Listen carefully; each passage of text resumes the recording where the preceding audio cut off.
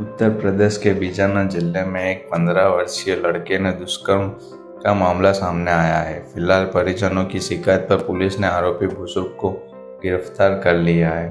उत्तर प्रदेश के बिजनौर जिले के चांदपुर थाना क्षेत्र से एक शर्मनाक घटना सामने आई है।